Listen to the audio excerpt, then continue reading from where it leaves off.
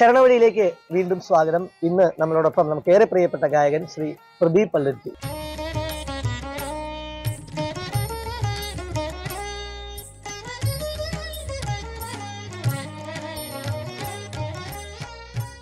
പ്രദീപേട്ട, cinema പാട്ടുകളിലൂടെ ഒരുപാടധികം പ്രിയപ്പെട്ട ആളാണ്. ഇപ്പൊ വ്യത്യസ്തനാം ഒരു ബാർബറാം ബാലൻ, രാജമാണിക്യത്തിലെ പാട്ട്, പിന്നെ പാണ്ഡിമേളം, പിന്നെ വോട്ട് തെരഞ്ഞെടുപ്പ് എടുക്കുന്ന പാട്ട്, ക്ലാസ് ഫിഷ്, അങ്ങനെ ഒട്ടേറെ ഗാനങ്ങൾ ഷമാർ പടാറിലുണ്ടായിരുന്നു ഒരു ഹിറ്റ് സോങ്.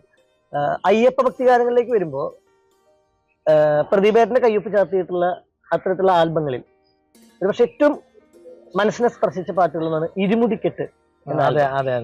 അത് എനിക്ക് തോന്നുന്നു ഒരു 2000-ന്റെ പകുതിയോട് കൂടിയിട്ട് രാജമാണിക്യം സിനിമ പാടിക്കഴിഞ്ഞതിന് ശേഷം ഇറങ്ങിയതാണ്. അതിന്റെ ഒരു പ്രൊഡക്ഷൻ സൈഡ് എന്ന് പറഞ്ഞാൽ എന്റെ ഒരു കൂട്ടുകാരനായിരുന്നു. നമുക്ക് ഒരു സിനിമ പാടി എന്ന് പറഞ്ഞിട്ട് നമുക്ക് സ്വന്തമായിട്ട് കാസറ്റ് ഒന്നും ഇറക്കാൻ പറ്റില്ല, അല്ലെങ്കിൽ CD ഒന്നും ചെയ്യാൻ പറ്റില്ല. അപ്പൊ ഒരു കൂട്ടുകാരനാണ്, സുരേഷ് എന്ന് പറഞ്ഞ കൂട്ടുകാരനാണ് അത് ചെയ്യാൻ വേണ്ടിട്ട് മുന്നോട്ട് വന്നത്. അദ്ദേഹമാണ് അത് ചെയ്തത്. അദ്ദേഹത്തിന്റെ ഇനിഷ്യേറ്റീവിലാണ്. അതെ, എന്റെ കോൺട്രിബ്യൂഷൻ എന്ന് പറഞ്ഞാല് എന്റെ മ്യൂസിക്കും എന്റെ പാട്ടും ഫ്രീ. അത് ആണല്ലേ, അതൊരു വലിയ കോൺട്രിബ്യൂഷൻ. കാരണം ആ ആൽബത്തിലെ പാട്ടുകളുടെ സംഗീതം ഇന്നും യൂട്യൂബിലുണ്ട്, ആളുകൾക്ക് സെർച്ച് ചെയ്താൽ ഈ പാട്ടുകൾ കേൾക്കാൻ പറ്റും.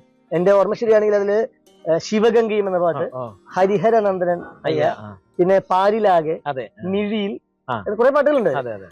ഈ ഗാനങ്ങളുടെ ഈണം, വരികള്, ആലാപനം ഒക്കെ വളരെ ഭക്തിസാന്ദ്രമാണ്. സുഭാഷ് സാറാണ്, സുഭാഷ് ചേർത്തല, അദ്ദേഹമാണ് രചന നിർവഹിച്ചത്. സംഗീതവും ആലാപനം പ്രതിഭയാണ്. നമുക്ക് ഓരോ പാട്ടുകളായിട്ട് പാടാം. അതില് അന്ന് നമ്മൾ ഈ ചാനലുകളിൽ ദേവസംഗീതം തുടങ്ങിയിട്ടുള്ള ഈ ഭക്തിഗാനങ്ങൾ കാണിക്കുന്ന പ്രോഗ്രാമുകളിൽ സ്ഥിരമായിട്ട് ഒന്നോ രണ്ടോ പാട്ടുകൾ വിഷ്വൽ ആൽബംസ് നമ്മൾ കാണിക്കാറുണ്ടായിരുന്നു. അതിലെ ഒന്നാണ് ശിവഗംഗി.